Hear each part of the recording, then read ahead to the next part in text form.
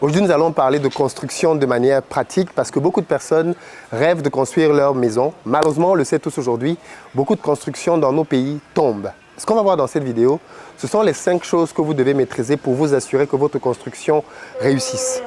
Ici, ce que vous voyez là, c'est une cage d'ascenseur qui va prendre 2 ascenseurs pour un immeuble qui est encore au stade de ses fondations.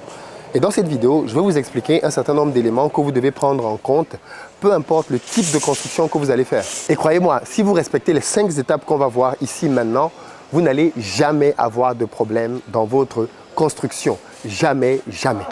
Générique.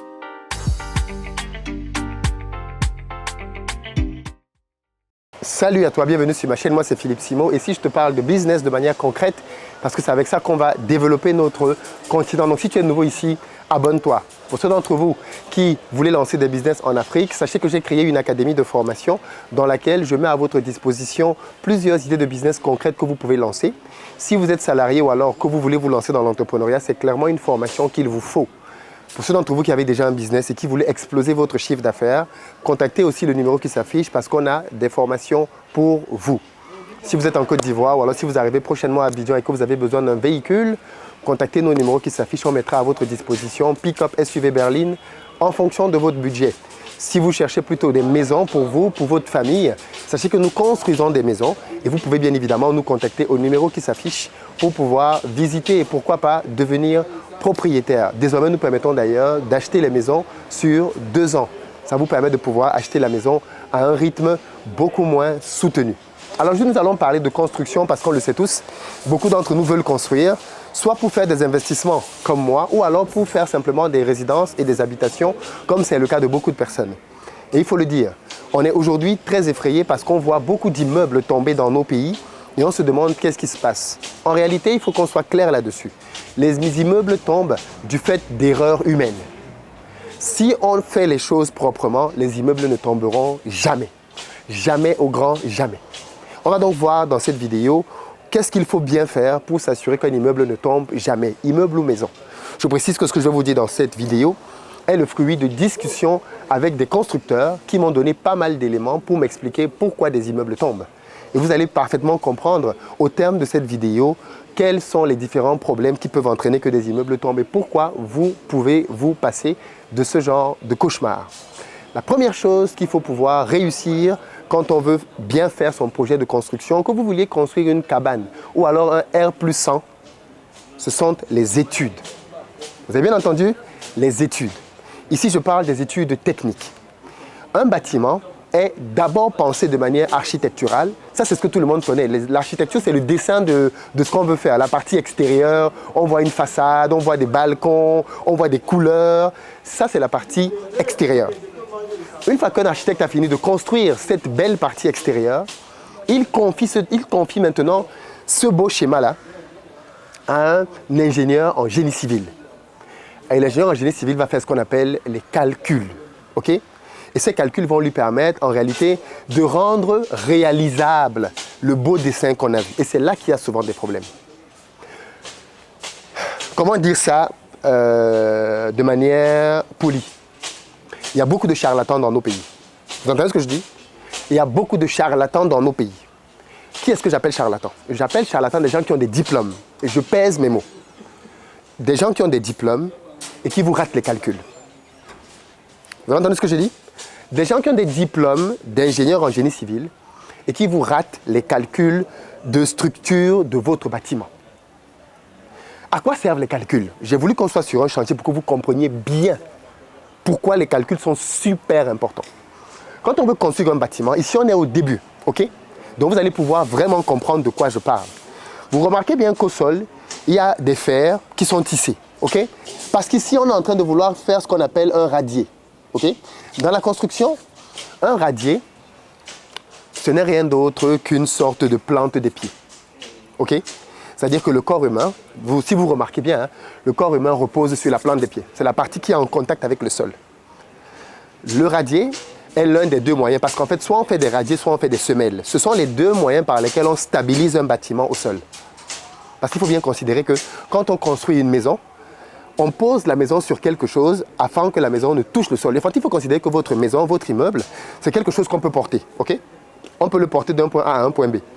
Maintenant, quand on le porte, en réalité, on vient le poser sur, non pas le sol. Okay? Ici, par exemple, on est dans un site sur lequel on a creusé. On a creusé, parce qu'on a creusé ici. Okay? Et le bâtiment va venir se poser à même le sol. Mais on ne fait pas pour reposer le bâtiment sur le sol. Le radier, en réalité, c'est une épaisseur de béton qui est plus ou moins conséquente sur laquelle le bâtiment va venir poser. Si vous comprenez bien ce que je dis, ça veut dire donc que le radier, en réalité, permet de pouvoir recevoir le poids de tout le bâtiment sur lui. Il doit donc être hyper solide et il permet au bâtiment de ne pas être en contact avec la terre. Ce qui fait donc que l'humidité de la terre ne peut pas toucher le bâtiment puisqu'il y a un radier qui sépare le sol de la construction. Le but des études, donc, d'un ingénieur en génie civil, dans ce cas de figure par exemple, ça va être de pouvoir déterminer quel type de fer on va mettre au sol, quelle est l'épaisseur du radier, et ensuite dans un laboratoire, on va déterminer quelle est la composition du béton. Il se trouve que les 3 étapes dont je viens de vous parler là, beaucoup de personnes soit les négligent, soit les font faire par des charlatans, de vrais charlatans. Il faut bien comprendre qu'aujourd'hui, il y a des logiciels qui permettent de faire des calculs de structure. Okay? Mais si vous comprenez bien, un bâtiment, c'est comme le squelette de l'être humain en réalité. C'est-à-dire que le squelette de l'être humain, vous voyez bien que le squelette, c'est que des os, sur lesquels maintenant on vient rajouter de la chair, on vient rajouter des vaisseaux, ainsi de suite. C'est à peu près la même chose d'un bâtiment. Okay? Le squelette de votre bâtiment, ça va être ce qu'on appelle le gros œuvre. Et c'est lui qui tient votre bâtiment. C'est la partie la plus importante du bâtiment. C'est lui en tout cas qui fait que le bâtiment ne tombe pas. Eh bien, ce squelette-là, justement, il est calculé au travers de logiciels auxquels on doit donner des options. Ces options, c'est l'ingénieur en génie civil qui les donne. Il se trouve que de nos jours, la plupart des ingénieurs, parce qu'ils sont soit mal formés, soit fainéants, soit paresseux, soit juste nuls, ils ne savent pas faire ces hypothèses-là. Ils vont juste venir devant un logiciel, mettre des données dans un logiciel et espérer que le logiciel leur donne derrière les composants dont je vous ai parlé. Et malheureusement, bien souvent, quand il s'agit de projets un peu complexes, ces études sont fausses.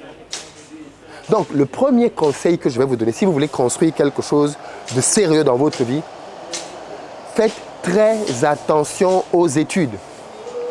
S'il y a quelque chose dans lequel vous devez payer le plus cher possible, même dans votre bâtiment, ce sont les études. Parce qu'en fait, une fois que vous avez toutes les études de votre bâtiment, vous pouvez les donner à un constructeur lambda et il va construire. Mais si les études sont mal faites, vous êtes en train de construire quelque chose qui va reposer sur la chance. C'est tout. Si vous avez de la chance, ça va tenir. Si vous n'avez pas de chance, ça va s'effondrer et ça va tomber. Ça, c'est la raison pour laquelle les immeubles tombent. C'est parce que les études n'ont pas été bien faites. Et quelles sont les études qui n'ont pas été bien faites finalement? Ce sont les études qui permettent de soutenir le bâtiment. Parce que si on se rate donc sur le radier, par exemple, supposons qu'un bâtiment, okay, devait avoir un radier qui fait 80 cm, donc à peu près comme ça. C'est-à-dire qu'on prend toute la superficie, là, elle est énorme, hein, et on coule du béton de 80 cm, à peu près comme ça. Et c'est là-dessus qu'on vient poser l'immeuble. Si au lieu de 80 cm, vous avez un charlatan qui a calculé 50 cm, il vous a dit non, c'est 50 cm le radier, qu'est-ce que vous faites? Vous allez venir donc, vous donnez ça à un constructeur, il prend, il vous met 50 cm de béton, et on vient maintenant faire reposer sur le bâtiment, sur ce radier-là, un bâtiment qui nécessitait en réalité 80 cm. Vous êtes sûr que ça peut prendre 3 mois, 6 mois, 1 an, 5 ans. Ce bâtiment va tomber. Il va tomber. J'ai dit tout à l'heure que quand on fait des bâtiments qui sont élevés, on privilégie les méthodes de radier parce qu'elle est beaucoup plus stable. L'autre méthode qui existe, c'est celle des semelles. Et c'est celle qu'on utilise généralement quand on construit des maisons. Les semelles, si vous remarquez bien, ce sont des poteaux que l'on vient et que l'on creuse au sol. Et là, dans ces poteaux-là, enfin dans ces trous-là, qu'on creuse à 80 cm, 1 mètre, en fonction du projet bien évidemment, on creuse et dans ces trous-là donc, on va venir remplir ça de béton. Et à partir de là, on va poser le bâtiment là-dessus. Ça veut dire que le calcul que l'ingénieur en génie civil va faire, pareil, c'est combien de poteaux il faut mettre pour tenir ce bâtiment et quelles vont être les épaisseurs de chaque de chacun des trous et la composition du béton qui est calculée dans un laboratoire. Donc j'insiste beaucoup sur ce point parce que pour moi, c'est clairement le point qui est le plus négligé. C'est le point qui est le plus négligé et c'est le point qui fait le plus échouer. Ne vous fiez pas au fait que vous connaissez quelqu'un et il vous dit non, moi j'ai l'habitude de construire. Ça ne veut rien dire. S'il y a un endroit où vous ne devez pas rigoler, c'est avec cette partie-là. Quitte à ce que vous confiez cette partie-là à une entreprise qui va vous prendre cher, mais après vous dormez tranquille. Parce que vous savez que les études qu'ils ont faites là, elles sont bonnes.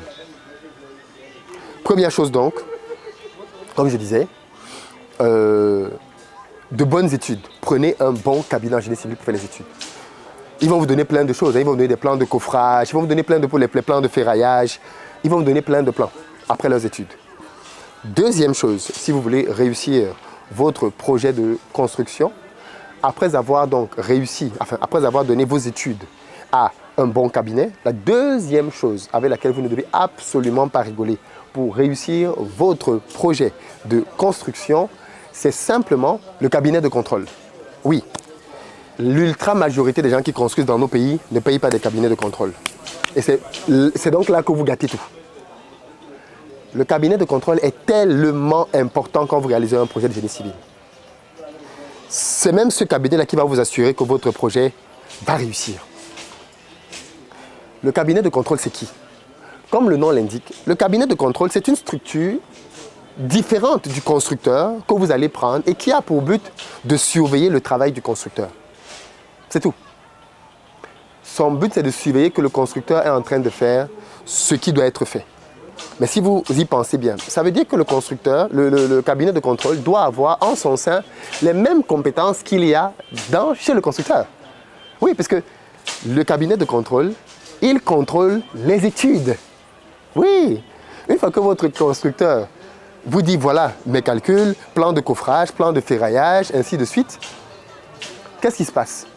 Votre cabinet de contrôle reprend ses études et il prend les hypothèses de départ et il fait les calculs et à la fin, il va voir s'il obtient les mêmes résultats que votre constructeur. S'il obtient les mêmes résultats, bingo, on peut évoluer. S'il n'obtient pas les mêmes résultats, pause, on ne fait rien, on essaye de comprendre qui s'est trompé dans les calculs. Pourquoi on a des résultats différents. Donc vous savez qu'avoir un cabinet de contrôle, ce n'est pas du jeu. Ce n'est pas un luxe. Mais comme la plupart des personnes qui veulent construire sont en mode « je veux dépenser le moins d'argent possible », qu'est-ce que les gens font? Ils vont éviter d'avoir un cabinet de contrôle. Quand vous avez un projet comme celui-ci, ou même un autre projet, le cabinet de contrôle est là tous les jours. Tout ce qui se passe, il vérifie. Là, les fers que vous êtes en train de poser, ce sont des fers de 16. Est-ce que c'était des fers de 16 qu'il fallait mettre? Là, vous êtes en train de faire des poteaux. Est-ce qu'il fallait mettre ce type de poteau? Là où vous êtes en train de faire une cage d'ascenseur, est-ce que la profondeur de la cage d'ascenseur, c'était la bonne? Est-ce que les types de fer que vous avez mis là-dedans, ce sont les bons? Est-ce qu'il vérifie tout, étape par étape? Donc vous voyez que c'est quelqu'un qui est super important. C'est quelqu'un qui coûte un certain prix, ce n'est pas gratuit. Et comme ça coûte un peu d'argent, les gens préfèrent se dire non, je ne fais pas ça, je fais confiance au constructeur. Vous rendez donc le constructeur juge et partie. Donc si le constructeur se trompe, il n'y a aucun moyen pour vous de savoir que le constructeur s'est trompé. Parce que ne l'oubliez pas, l'un des problèmes du génie civil, c'est que, avec la construction, c'est que dans quelques jours, toute cette partie ne sera plus visible, elle sera recouverte. Une fois que cette partie est recouverte, dites-moi comment vous pouvez faire pour savoir demain si cet immeuble s'effondre, que c'est cette partie qu'on avait mal faite. Puisque ces fers vont être engloutis, vous ne saurez pas quelle est la super. On vous dira que c'était des fers de 16. Mais comment vous savez que c'était vraiment des fers de 16? Qui avait vérifié?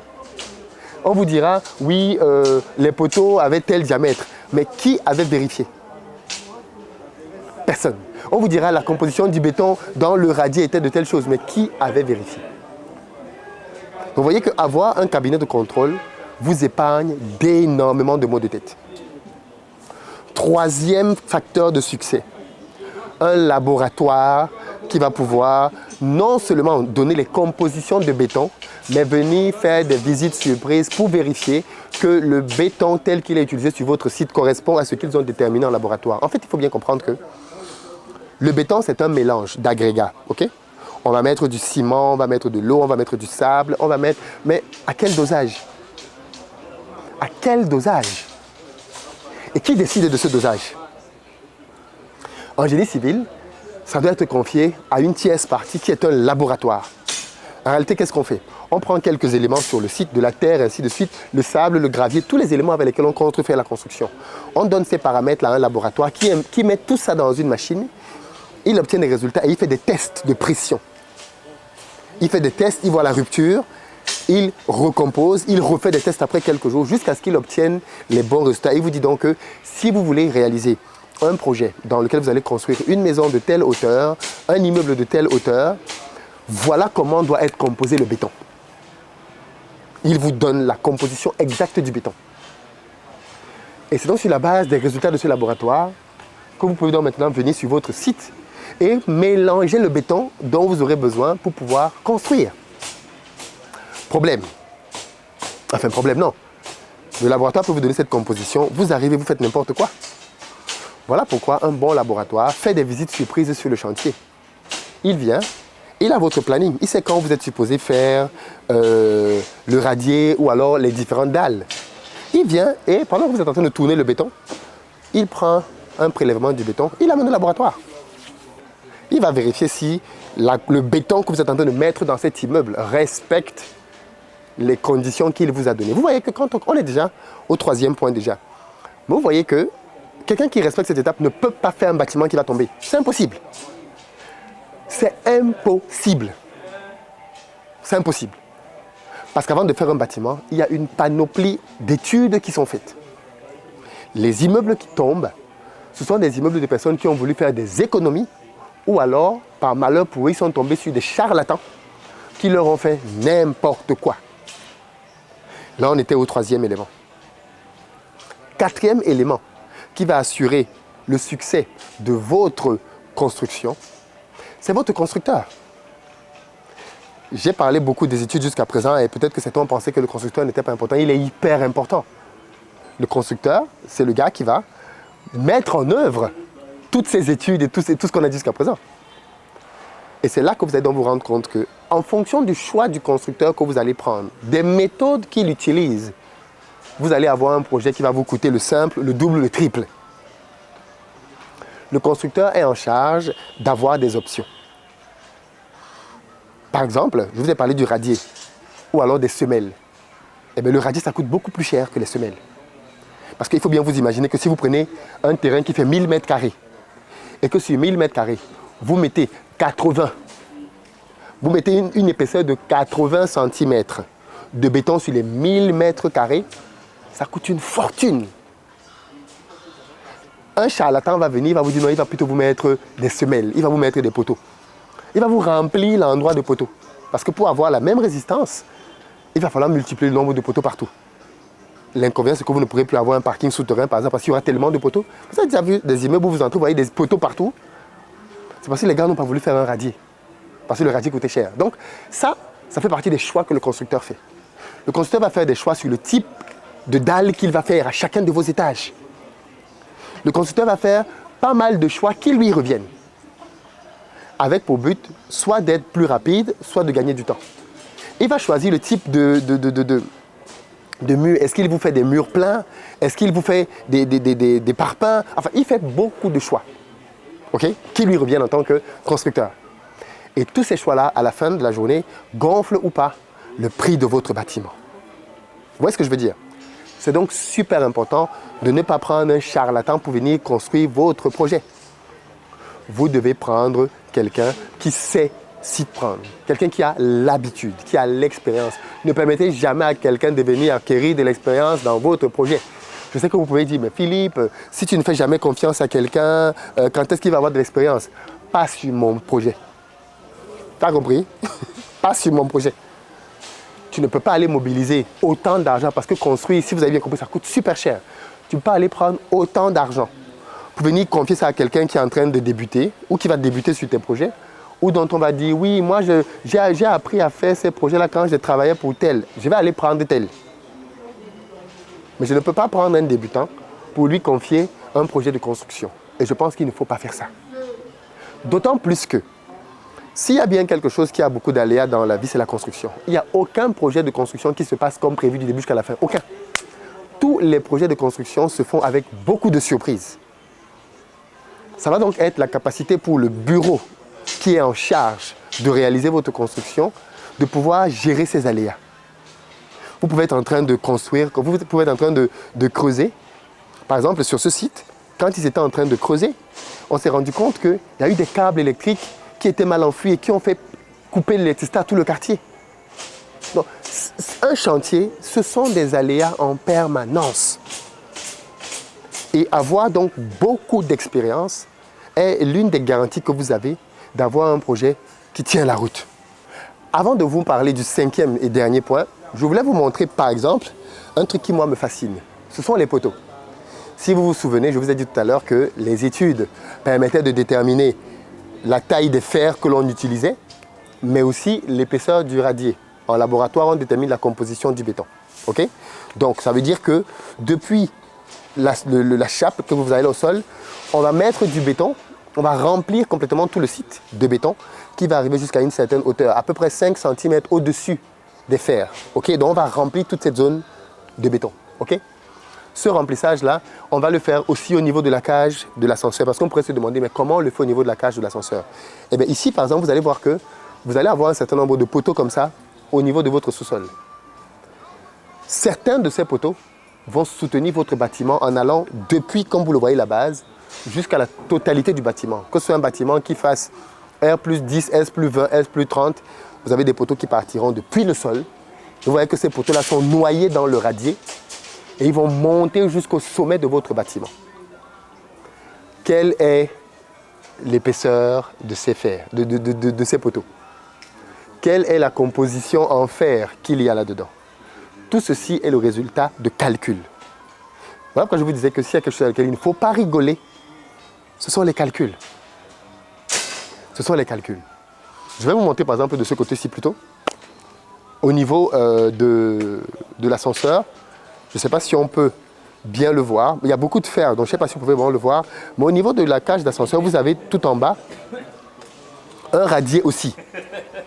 Donc vous avez un radier là en bas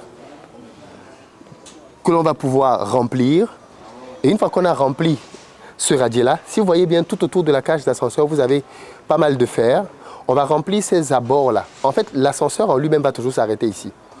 Okay? L'ascenseur va s'arriver au niveau du sol. Et juste en dessous, entre le radier et l'ascenseur, vous allez avoir un espace dans lequel vous allez avoir des ressorts de protection. Ce sont des ressorts qui s'activent au cas où l'ascenseur perd complètement le contrôle et il est en train de tomber. Donc, au cas où l'ascenseur arriverait à tomber, ce qui est juste quasi impossible avec les nouvelles technologies d'ascenseur, parce qu'en fait, les technologies aujourd'hui veulent que quand un ascenseur est en train de tomber, qu'il s'incline, de telle sorte qu'un côté de l'ascenseur commence à avoir une pression pour éviter que... Parce que, en fait, qu'est-ce qui se passe? Si vous avez un ascenseur qui tombe, boum, et qu'il n'y a aucun frein, il va venir tomber sur les ressorts. Maintenant, il y a une sécurité qui fait que si l'ascenseur perd le contrôle, l'ascenseur s'incline. Donc, il va y avoir un frottement qui va faire qu'au fur et à mesure qu'il va descendre, il va perdre de la vitesse. Donc, en fait, les ressorts qui sont en bas ne servent quasiment plus à rien, mais on les met quand même comme deuxième moyen de secours. Donc, voilà pourquoi vous allez voir qu'il y a, entre le radier et l'ascenseur lui-même, un espace dans lequel on va mettre, entre autres, des ressorts de sécurité et de protection. Mais tout ça, c'est le résultat de calcul. Vous pouvez peut-être vous demander, mais comment on va faire pour remplir toute cette zone sans remplir donc cette partie-là? C'est simple. Quand ils ont fini de faire le radier dans l'ascenseur, en fait, ils commencent par l'ascenseur. Quand ils ont fini de faire le radier de l'ascenseur, ils vont construire tout autour du radier un mur, on peut appeler ça comme ça, qu'ils vont lever jusqu'à une certaine hauteur, vous voyez, jusqu'où les fers vont. De telle sorte qu'une fois qu'ils ont fini là, ça va être comme une grosse bassine qu'ils vont faire en réalité, séparée, puisque là on est sur 2 ascenseurs, séparés en 2. Et quand ils vont donc remplir le reste du site, comme il y aura déjà ce mur qui va exister, eh bien, ça va juste venir frapper sur cette paroi et monter progressivement. Donc, ce béton ne va jamais entrer dans l'ascenseur. Donc, tout ceci pour remettre encore en évidence la pertinence, l'importance d'avoir de très très bonnes études pour votre projet. Ce qui nous conduit maintenant au 5e et dernier élément important pour votre projet. Le 5e et dernier point concerne la partie administrative. Il se trouve que beaucoup de gens construisent, confient des constructions à des constructeurs sans jamais avoir signé un contrat. Oui, les amis, en génie civil, un contrat, c'est super important. Le contrat va vous permettre de déterminer beaucoup de choses. Dans le contrat, Le constructeur vous précise énormément de choses liées à la manière à laquelle il va travailler avec vous. Il vous précise par exemple les modalités de paiement. C'est très important quand vous faites un projet de construction de bien jalonner les paiements avec des étapes bien précises du projet. C'est super important. Parce que quand vous voulez construire un projet, on peut vous dire par exemple, il faut 10 000 euros ce mois, 15 000 euros le mois prochain, 5 000 euros le mois prochain. Ça vous permet de lisser votre trésorerie. Vous voyez ce que je veux dire? Vous savez quand le besoin d'argent va se faire ressentir et quelle étape. Ça fait aussi que si à un moment donné vous avez un problème avec le constructeur, vous ne voulez plus continuer avec lui, eh bien c'est pas grave. Vous aurez payé ce pourquoi il a travaillé. Ce qui pose souvent un problème, c'est quand tu prends tout l'argent, tu donnes tout l'argent à un constructeur et tu commences à attendre. Mais si ce constructeur a un problème, s'il a un aléa, ben c'est fini. Vous allez vous retrouver dans des problèmes difficiles parce que vous lui avez donné beaucoup trop d'argent par rapport au projet qu'il devait réaliser. Le deuxième élément administratif qui est très important, c'est d'avoir un planning d'exécution. Quand on veut construire un bâtiment comme celui-ci, bien évidemment, on doit avoir un planning dans lequel on dit, on va être à telle étape, à telle période. Ça permet de voir la progression du chantier, mais de l'autre côté, ça permet aussi de voir le décaissement. Le troisième document qui est très important, c'est un DQE. C'est un document qui donne les quantités de matériaux qui vont être utilisés pour le chantier. Ça veut dire que pour pouvoir vous chiffrer un bâtiment, le constructeur doit vous dire, pour la fondation, voilà combien ça va vous coûter. Et il va vous dire pourquoi ça va vous coûter cette somme. Il va vous dire parce que je vais utiliser telle quantité de béton, à telle quantité de dosage, pour telle quantité de prix sur le marché. Pour le rez-de-chaussée, voilà. Pour le premier étage, pour le deuxième, jusqu'au 10e étage si vous voulez. Mais il va vous chiffrer votre projet étage par étage, en vous disant à chaque fois qu'est-ce qu'il va utiliser techniquement et combien ça va coûter. Quand vous avez ce document, parce qu'il faut bien le savoir, un chantier, ce sont des aléas. Quand le constructeur va venir vous dire en cours de route, monsieur, vous devez payer un peu plus. La question que vous allez lui poser, c'est, ok, je veux bien payer un peu plus, mais pourquoi je paye un peu plus? Il va vous dire, parce que initialement, je vous ai facturé telle quantité de béton à tel prix pour faire tel étage. Sur le terrain, une fois qu'on s'est lancé, on s'est rendu compte qu'il y a des aléas sur un chantier. On s'est rendu compte que. Derrière, vous vous tournez vers le cabinet de contrôle, qui est indépendant. Que pensez-vous de la demande de rajout qui est faite par le constructeur? Il peut vous dire non, ce n'est pas nécessaire, ou alors oui, c'est nécessaire. Parce qu'effectivement, il s'est passé ça. Si vous n'avez pas un devis quantitatif estimatif, sur quelle base on vous demande de payer plus?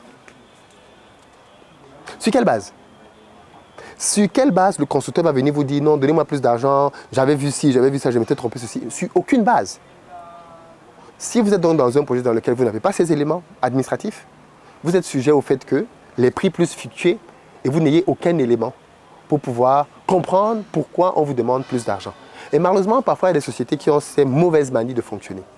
Elles vont vous dire, oui, nous voulons, ne vous inquiétez pas, on va vous faire votre projet. Il vous fait un prix très bas. Voilà pourquoi quand vous faites un appel d'offres, méfiez-vous de celui qui a un prix trop bas par rapport aux autres. Parce que parfois, ça prouve qu'il n'a juste pas compris. C'est Toto. Toto n'a rien compris.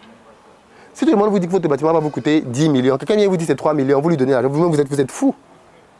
Comment vous prenez 4 concurrents, les 3 autres sont entre 9 et 11 millions, et un dernier vient vous dire qu'il va faire ça à 3 millions, vous dites non, c'est lui l'homme de la situation. Lui, c'est le sorcier de la situation. Il ne va rien faire du tout. Mais comme les gens sont attirés par la patte du gain, on va se dire, mais lui, il est vraiment moins cher, je vais lui donner mon travail, tu vas avoir aucun travail du tout. Donc, méfiez-vous des moins chers. Par contre, si vous avez un document, en réalité, il y a beaucoup de détails que je ne peux pas évoquer dans cette vidéo parce que c'est tout un métier. Mais en fait, quand vous voulez un devis pour votre chantier, vous devez faire établir déjà par la personne qui vous a fait les études un document dans lequel il met toutes les lignes de poste que le constructeur doit remplir. Donc vous envoyez ce devis détaillé-là, qui vous a déjà été fait par l'ingénieur en génie civil.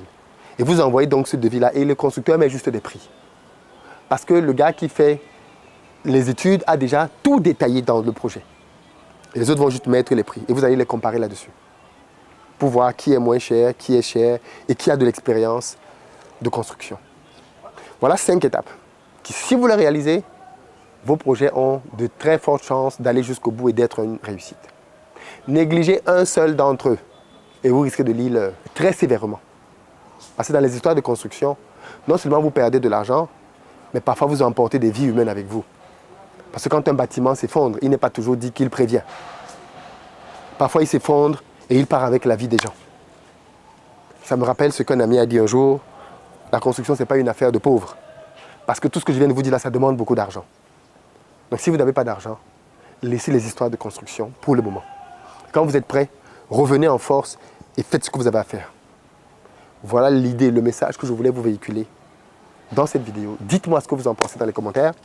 Et on pourra faire, si vous le souhaitez, d'autres vidéos comme ça pour parler de construction.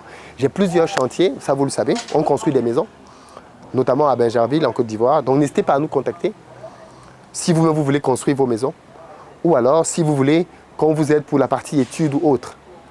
Mais croyez-moi, si vous négligez les études, vous allez le payer amèrement cher. Vraiment amèrement cher. On ne rigole pas avec ça. Rendez-vous dans les commentaires. À très bientôt.